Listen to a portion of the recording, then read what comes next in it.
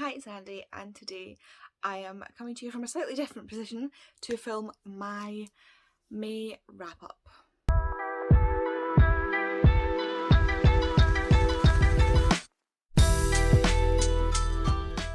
So I'm sitting on the floor today in front of my bookcases because my desk got shifted yesterday to make up a block bed for Tori, and she ended up not staying, so I don't know why. She never said she was staying, but Kay was like, I'm going to put up the bed, but it's fine. It's fine. Hamish is currently snuffling about, as always, if you can hear him in the background.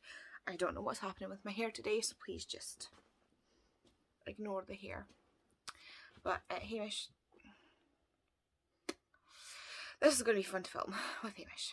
So yeah, I'm just going to get going and go through the books that I read in May. So the first thing I picked up was A Brief History of Black Holes by Dr. Becky Smethurst. I have been watching Becky on YouTube and I'm thoroughly enjoying all of her content.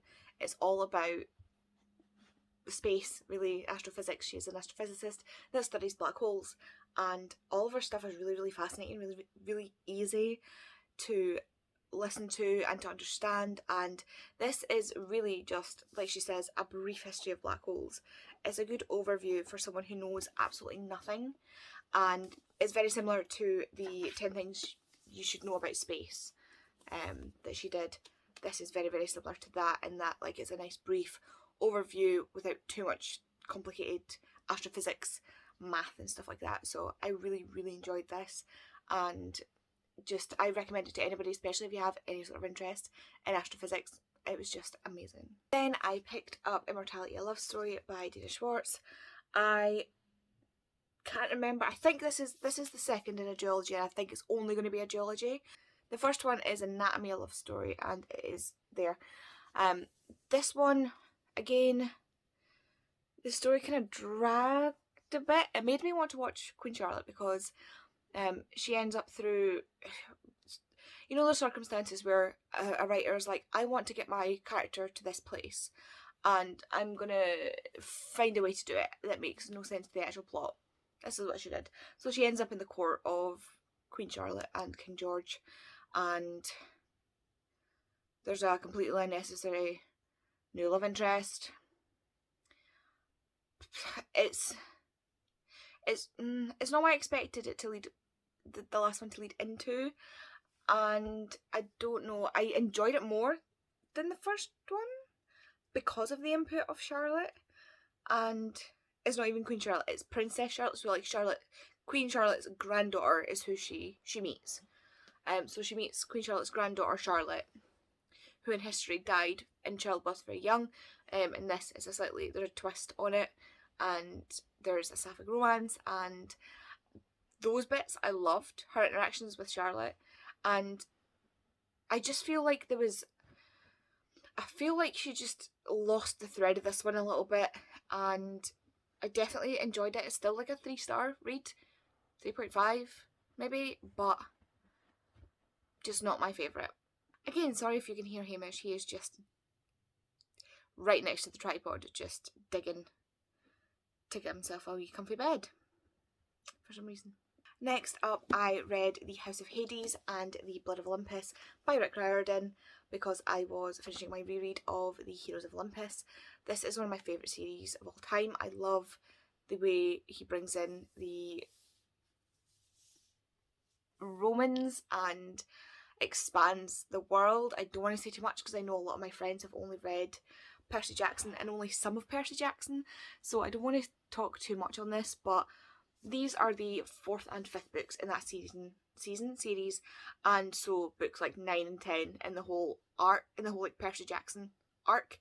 So can't really say much, but I love this. I love some of the ways that Rick Riordan writes. I can just see it happening in my head. Like, if they did movies or TV show of this, if they get this far, which I really hope they do, in the TV series, I can see these things. Like, there's sections with the characters where I'm like, yes, I can see that happening. I love this. I love the characters, and I can't go wrong with Rick Riordan. I just love these. And so, following on from The Heroes of Olympus, I hopped over Trials of Apollo because I've already read that, and picked up The Sun and the Star by Rick Riordan and Marco Shiro. This follows two characters from the Percy Jackson universe, Will Solis and Nico D'Angelo, as they go into Tartarus to save someone who is in the Heroes of Olympus books. So I'm not gonna spoil it. But this book, this made me, like, the connection that I made from the Blood of Olympus, or was it House of Hades? The connection I made from House of Hades to this made me cry, and then this made me cry. I love these characters. I think we all, by the time you get to this far in the fandom, you love Nico. Like, Nico is one of everybody's favourite characters, and Will is a literal ray of sunshine.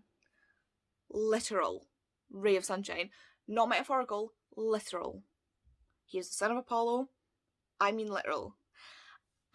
And these two going to Tartarus is just the funniest thing. Like, there are some bits in this that I feel like were glazed over. Like, there's space for things that should have been expanded if there was a second book, or some like short stories in a collection where we get more interaction with Persephone, for example. If you've read it, you know the scene with Persephone. I would like to see that more. I would like to see that relationship grow. I would like to see more of that, please.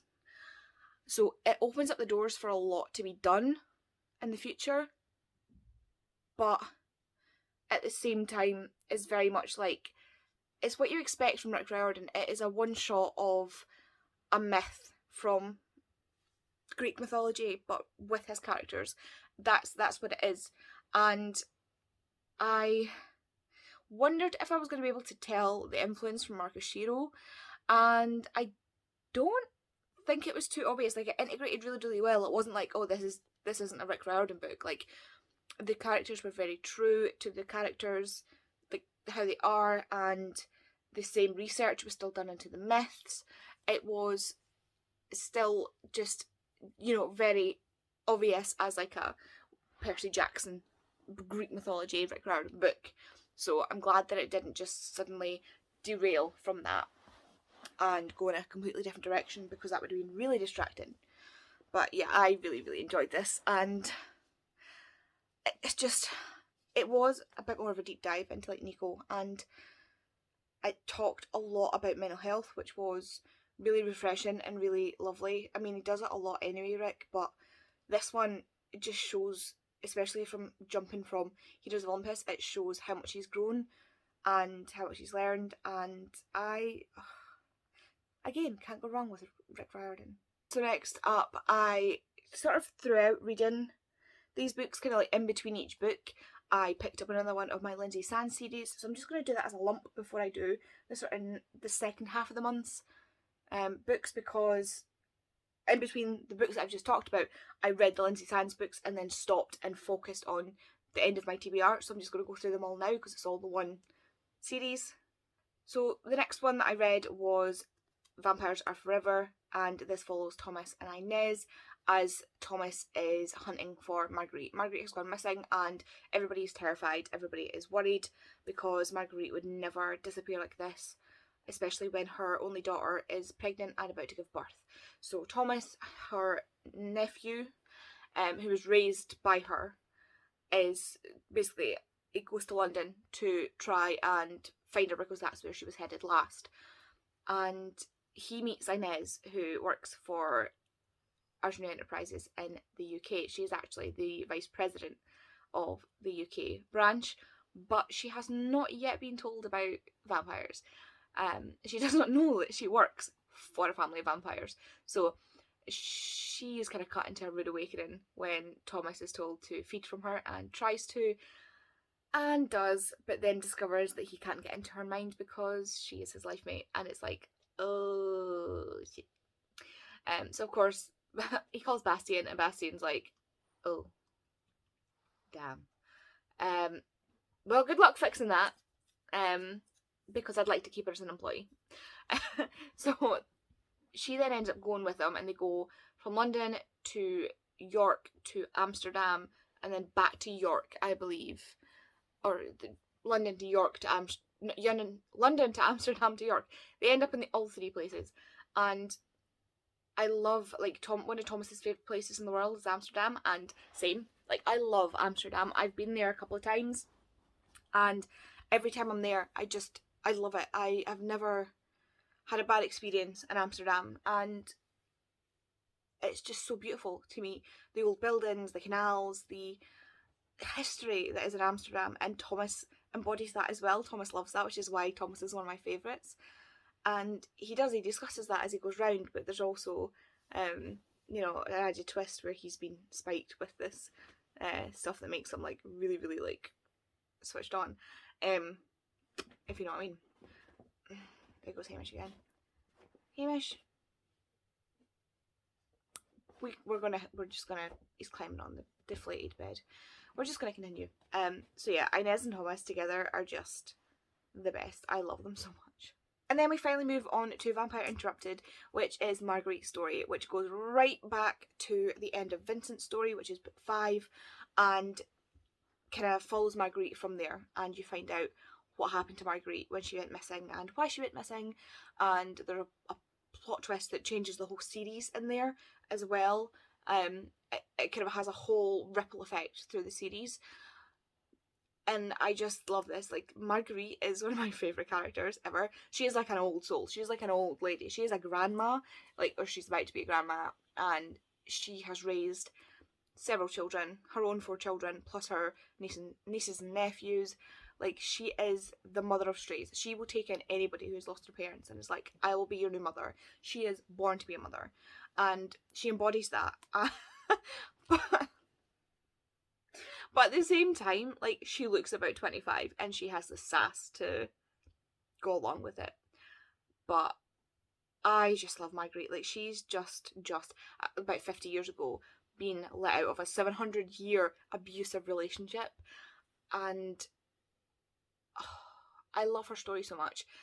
The way that it's done and the addition of Julius is just fantastic. I just love the story in this, and I love the background that you get. I love the way they are when they're in York and they are discussing York as it used to be back 500 years ago. There's so much history put into these as well, and I just love it. So the next book starts off what I say is the next arc in the story. So the first arc I always say is the family arc, which is the first 5 books, which then also the 5th book goes into what I call Marguerite's arc, and then that, you know, goes to Marguerite's story where it ends that arc. This one is the Rogue Hunter arc, and this is where we meet the Rogue Hunters. So the first one is called the Rogue Hunter, and then we've got the Immortal Hunter, and then we've got the Renegade Hunter. So these are the 3 Rogue Hunter books, but it is a continued one, but these are the ones that are sort of named similarly.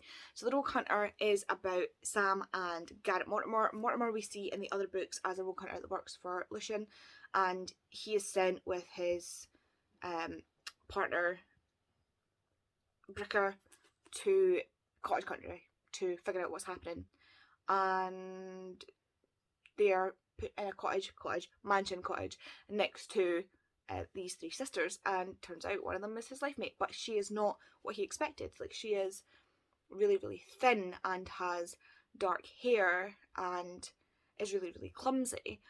Like, she is just not, he keeps referring to her as olive oil, and he's really quite mean about it at the start, and it kind of reflects the things that she's been told from other people and the things she thinks of herself. But through getting to know her, like, he has this fantasy of like a Jessica Rabbit as his like life mate, but as he gets to learn who Sam is as a person, like, she's not stupid, she's a lawyer. She is I think she's the oldest member of the siblings, and she is switched on, she is smart, she is a fantastic character. Her and her sisters, they are smart, they are strong, they are just top tier.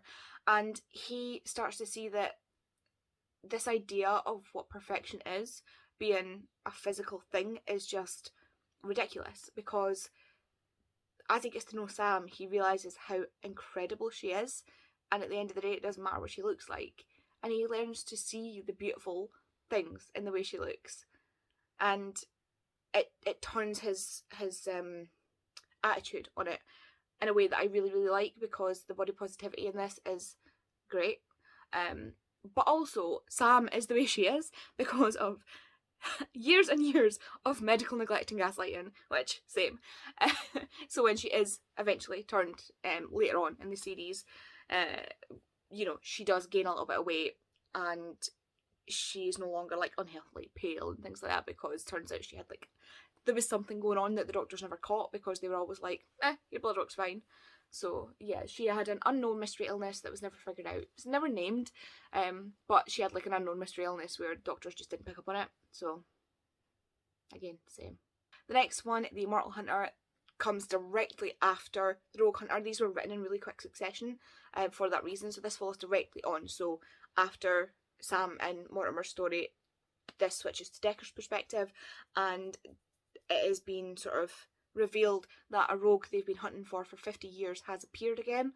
So Decker sees it's his responsibility to go and catch him, because he used to be Decker's partner as a rogue hunter. Nicholas, who is actually Decker's cousin as well, Nicholas Argenou, he is actually Thomas's big brother. So he went rogue 50 years ago, and they've been hunting for him ever since. Decker feels like he's the one that let him away, because he did. He left the house that Nicholas was in and allowed Nicholas to get away. But he then goes on the hunt for Nicholas and is just in time to help Nicholas rescue Danny and her sister.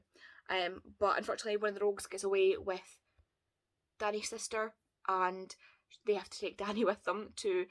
It's him and Bricker, Decker and Bricker, have to take Danny with them to go and find her sister. All the while, Decker knows that Danny's his life mate. Danny thinks that Decker is a rogue who is going to like kill her, because she doesn't know this man. She doesn't trust him. She thinks Nicholas, because Nicholas was the one that sort of rushed in to try and save her and her sister, and he's the one currently going after the rogues who have her sister, while Decker's talking about trying to catch Nicholas. So she thinks Nicholas is the good guy and Decker is the bad guy. So she's also trying to like trip them up while also trying to find her sister. It's a whole like comedy of errors in this, and I love it. But of course, you know, it all gets sorted out by the end, and we love it. And again, directly after is the Renegade Hunter. This follows Jo, who is the baby sister of Sam. So there's Sam, Alex, and Jo, who are three sisters. And it starts off where they are at Sam and Mortimer's house, which is also the headquarters for the Rogue Hunters, the new headquarters for the Rogue Hunters. And Jo is at this party with Alex, and basically Sam is trying to find her and Alex life mates so she doesn't have to leave them behind. But Jo's like, I need some air, I'm leaving. So she goes out the back and is tackled by who is, you know, one of the rogues that got away. And Nicholas saves her life, and then they catch Nicholas because Nicholas saved her, and she's like, no, that's not fair. So she then helps Nicholas escape, and then when they take her home, the rogue then comes after her again, and then she ends up on the run with Nicholas because he jumps in to save her. And it's her and Nicholas just kicking about, trying to escape this rogue, trying to not be caught, while he's also trying to get her back to the Rogue Hunters to like keep her safe. And she's like, no, I don't think you killed this woman. That's apparently the reason you went rogue. And he's like, no, I apparently killed her. And she's like, no, you didn't. You can't even say it with a straight face. Like, you did not kill this woman. So I'm gonna figure it out. And Jo is just an absolute kick-ass character. I love Jo. And there's a dog, Charlie. He's a rescue German Shepherd, and he is just, I love Charlie. I love Charlie so much. This also introduces Anders, who is then Bricker's partner, because Decker and Mortimer have found their life mates, so they're useless. I love Bricker. I cried when Bricker got his own book. That'll be later on, but I cried. So yeah, this follows Jo and Nicholas, and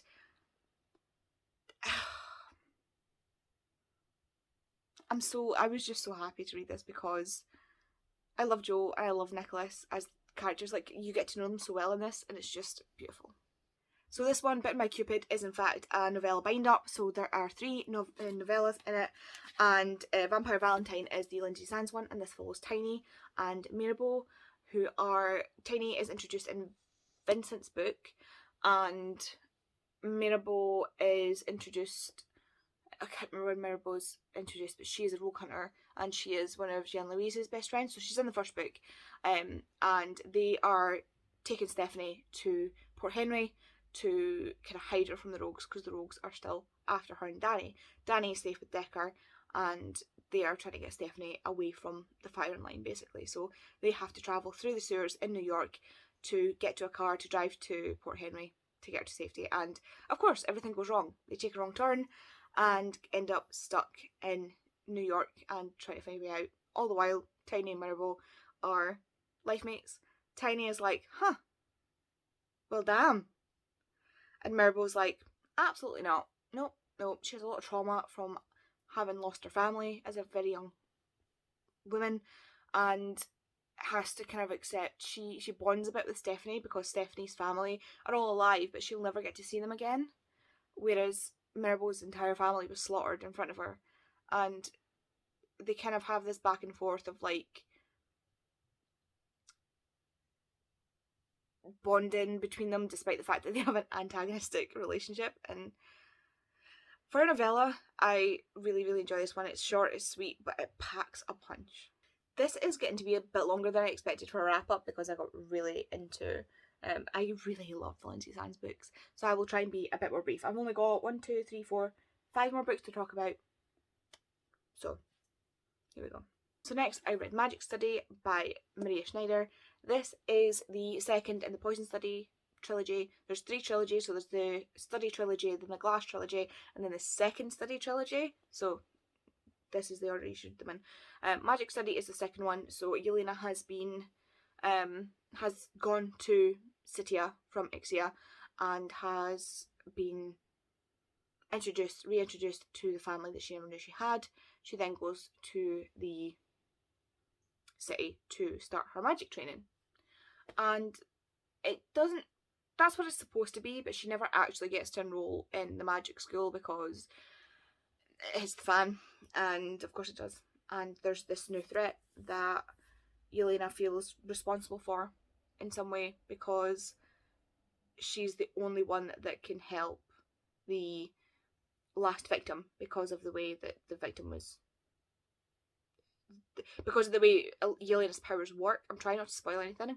Because of the way Yelena's powers work, they have like very specific powers. So like you get some who are like fire wielders, some who can do like different things. The type of ability she has links with healing, so she's one of the ones that helps this girl. And there's also like background revenge plots going on. This one was probably my favourite in the series. Maybe Poison Study because Valak. But I think this was, plot-wise, this was my favourite in the series. And I love that it sets up so much. I love the way it world builds because she travels to different places in Sitia. So she travels to a different place in Sitia. So she gets a bit more information about the country that you never get to see, because we know what Ixia is like. So this is well done in that way. I am just losing the thread of what I'm saying, aren't I? So yeah, 5 stars, loved it. You know, just love Yelena, love Valak, love Ari and Janko, love Iris.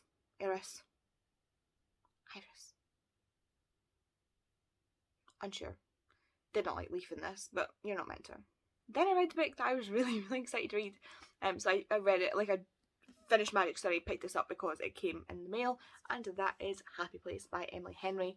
I love Emily Henry. Like, I have my Emily Henry books here. In my opinion, she gets better with every book that she writes, and Happy Place is no, waiver from that.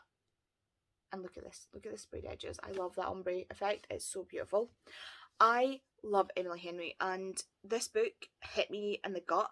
Like, this book, punched me right in the heart. I felt physical pain from reading this book. This book is about Wynne, who has these 2 best friends that she met in college. They were her roommates, and they every year would go to one of their cabins. Again, it's kind of like mansion cottage type thing, in this seaside town. I can't remember what it's called. And throughout the time at university, she met Wynne, who's her ex-fiance. They were together for 10 years, 8 years, and they were the perfect couple. This goes back and forward between the now plot and the past plot, so you get to see the development of their relationship, and not only her and Wynne's relationship, but her relationship with her friends as well. And then they break up. She hasn't told her friends yet because Wynne was part of the friend group. They are invited up to the cabin, so she goes. It's like, oh yeah, Wynne can't come. But when she gets there, Wynne is there, and he's like, Hi honey, like that whole like manic thing of like, don't say anything, I'll talk to you later. But she is still deeply, deeply in love with Win, and seeing him is like an absolute gut punch. She says it feels like somebody has reached in and ripped at her heart, and I totally get that. We all have that one ex where things ended and it was horrendous and it was heartbreaking and the pain still echoes to this day, but you then also had to see them every day. Or I certainly did. I have that ex, I can pinpoint exactly who it was. And I remember that pain. I can recall that pain if I think about it very, very easily. And although, like, it's one of those ones where it's like, if he reappeared in my life, I wouldn't be like, you know, I love you, take me back. I'm past that. But the echo of the pain at the time, when I was still, like, massively, like, freaking out about him, like, I can recall that pain. So watching Harriet go through this with Win, it's just like, it was heart shredding. And then at the same time, her entire life is falling apart. She hates her job, and she feels like she's wasted all of her time in university. She feels like she's letting her family down because she's always been like the good sister. She's always been the smart one, the one that's going to go to university, the one that's going to be a doctor, the one that's going to be the best, and, you know, be the reward for all of her parents' hard work and sacrifice, which is a lot to put on a kid. And then the place that they would go every year, their sort of refuge, is being sold and they can't go back after this year. Her and Win have obviously split up and their friend group seems to be crumbling. Despite the fact that nobody knows about her and Win, everything just seems like it doesn't fit together anymore. And again, I've also had that experience of you know, the friends that I had in high school, and the way you drift apart and the way that friendship groups separate, it's painful and it's heartbreaking, and in hindsight you wish you'd never let it happen. Hindsight, you wish you'd done so much more.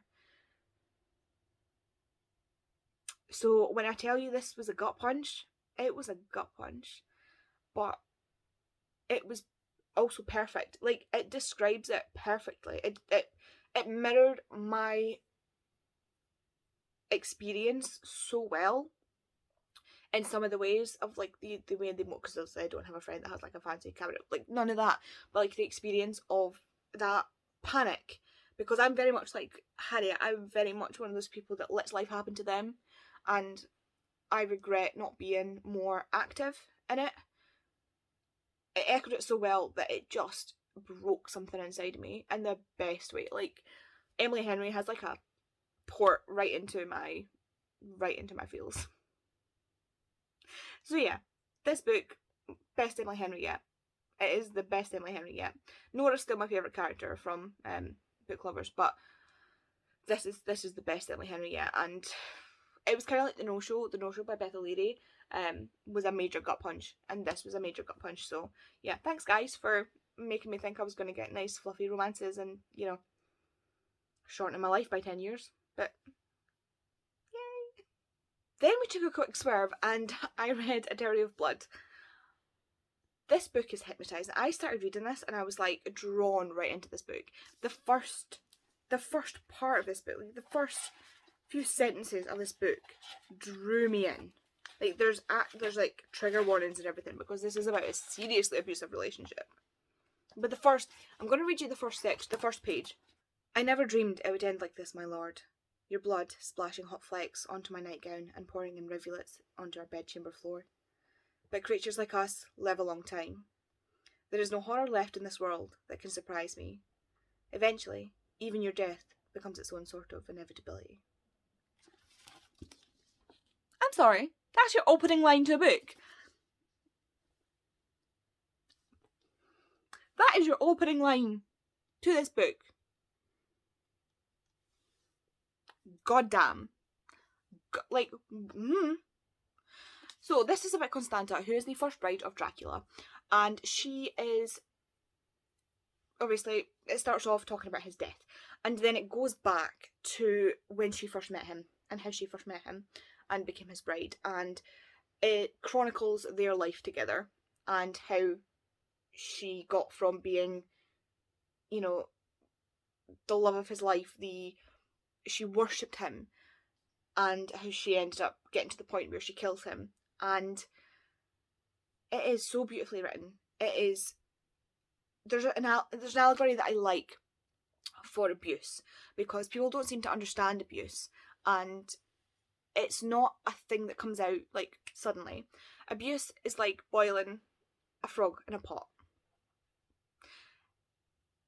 If you throw it into the hot water, it will jump out. But if you put it into cold water and slowly heat the water, the frog will die not knowing any better, because it doesn't realise. That is what abuse is like. It is sinister.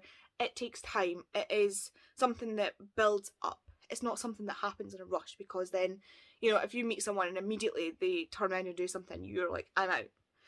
But if they lure you in, if they entangle you up in their life, if they make you feel like you are special to them, that you are the only one for them, that you are in some way particularly special, and then they slowly start to manipulate you, and they slowly start, like, it slowly dials up until it hits breaking point. That is what this book is about. This is the 2020 view, and not 2020 as in the year 2020, like as in hindsight is 2020. This is the 2020 hindsight view of a seriously abusive relationship through hundreds of years. Like, this is an epic. This is heavy. This weighs heavy on the soul in such a good way. It is a fantastic exploration of abuse, because unless you have experienced this, you don't understand. But I feel like S.T. Gibson has done a great job of sharing that experience. Like, the way that S.T. Gibson has written this book, it's one of those things where it's like, people who maybe are triggered by abuse, I wouldn't read it. But, and there's lots of trigger warnings and stuff, like I said, but anybody who, if you're looking at me going, I don't understand why somebody would stay with someone who was abusive, when you're seeing the end of the story, not the start of the story. If you are one of those people that doesn't understand how abuse works, and I don't mean like people who get hit or beaten, that's a totally different beast. This type of abuse is the start of the abuse. This is the abuse where it's manipulation, and it's an emotional abuse, and it's verbal abuse, and it's, you know, it's sinister. Sinister is the only thing I can say. It's like a disease that slowly takes over, and it is beautifully described and beautifully shown in this, in amongst this story of Constanta and Dracula, and then his subsequent two lovers. And it is a beautiful story of found family and love and people bonding together to stop abuse. And it also shows how people might not be able to get out of an abusive situation for themselves, but for somebody else, you suddenly find that fire inside of you that you didn't realise was there. I cannot praise this book enough. I seriously, like, this, if you think you can handle it, please read it. Also, this is the beautiful Fail edition that Bobby gifted me, because it's damaged, and it's damaged on the hardcover underneath, but I don't mind, because look at it, it's beautiful. Okay, two books left, I swear I'll be quick. The next book I read was Soul of the Deep by Natasha Bowen. Sorry, I just had a coughing fit. This is one that I was listening to on audio. It's a very short book. Its audio was very short as well. This is the sequel to Skin of the Sea, and this is a mermaid mythology fantasy story based around African folklore. I'm not sure specifically which African folklore, but it is fantastic. It kind of leads on, not directly from the first one, but imagine there's been like a few months gone by, and she does reflect on her time over those few months, and then there's the action then goes forward from there. This was so fast paced and like dramatic, but not in a bad way. Not like dramatic as in like, oh my god, dramatic as in like, these are high stakes, life and death, like save the world level high stakes, and it was done so well in such a short book. Like, some authors I know could have dragged this out into a 5-book series, but Natasha Bowen did a fantastic job of going, here's the point. Like, we're not walking through a jungle for 5 days describing every flower, plant, and animal that we see. No. We are getting to the nitty-gritty, and she does it so well. If you're interested in African folklore, if you're interested in mermaid folklore, if you're interested in the history of warlords and not necessarily colonisation, but like pre-colonial Africa, this in a fantasy setting, it was fantastic, and I don't think I can really fault it. Everything, the ending was a bit out of left field, but I don't know if that's because I'm just not used to fantasy. Like, most of my reads aren't fantasy, so I don't know if it was like too quick or if it was just me not picking up on things previous to that. Yeah, let me know. And lastly, the last book I read in full was Fire Study by Maria Snyder. This is the last in the study trilogy, the first study trilogy, and this carries on pretty much directly from Magic Study, following Yelena and her friends, and trying to defeat the evil, the big bad. It's a fantasy story, it's a YA fantasy story, written in the 2000s. It is kind of what you expect. But it's also not. But I've also not read that many fantasies, so I don't know. I think if you're a fan of things like Red Queen, you will like this series. It is similar to that, although the characters are older and act older. I know a lot of people don't like Mare because they say she's whiny. I literally watched a video today, Smash's video, where she was talking about, Becca was reacting to Smash's low star reviews. That made sense. And one of them was the second in the Red Queen series.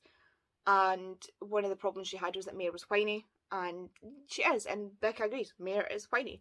Yelena, however, is not whiny. So if you like Red Queen, that series, I think you will enjoy this. The only problem I had with this book is that we spent a lot of time building up, and then the action went like that. Like, it happened so fast, and I feel like we needed to sit with that a bit more. I feel like we needed to expand on that a bit more. This book could have had an extra 100 to 150 pages, and I still would have been like, yes. Or we could have cut a bit, like, this won't make sense unless you've read it, but Tori, tell me if you agree. You could have cut to her, like, basically cut off the book where she goes into the fire, started a new book, did a fourth book, and expanded on that last bit. For me, that was the only problem, is that it kind of concertinaed at the end. It was like, oh, here's the end of the book, crap, I need to finish it. That was the only issue I had with this. It was still a 4.75 stars, but that was my only criticism, is that the end, the pacing wise, just kind of got lost in the end because everything went by so quickly, and I would have liked to expand on that a bit more. That's all. That was my only problem. But I don't know if that's just a me thing. So yeah, you might be saying, Andy, there's a book missing from that, and you would be right. It is still the 31st of May. I really just want to get this video up. I don't want to have to rush myself tomorrow. But I have not yet finished Vicious. I am halfway through, almost exactly halfway through Vicious. I will finish it today. So technically it is a May read, but as I'm filming this wrap up, I'm not finished it. So I'll pop it in with my June wrap up. I'm really enjoying it so far, and it might actually be quite possibly my favourite Schwab series. I don't know if anything will overtake Dark Shade of Magic, but Vicious is kind of getting there, which is mad for me to say because I love a Dark Shade of Magic. More thoughts on that next month because I have not finished it yet. But yeah, you'll get more thoughts in my vlogs as well. So those are all the books that I read in May. I feel like this was a really good reading month. I didn't read obviously as much as I did in March. I read exactly the same number of books that I read in April, so I'm really, really happy with that. I'm making my way through my TBR. 8 of those books that I read this month were on my TBR, like on my TBR cart. The rest of them are rereads, so that's a really good ratio. I'm still making my way through my TBR, so I'm very, very happy with that, and I'm very, very happy with my reading. Very happy with the quality of my reading this month. But yeah, so if there's any you see here that you really enjoyed or you want to talk to me about, as always, down in the comments. All of my links will be down in the description. And please do like and subscribe if you want to see more, and I will see you in the next video. Bye!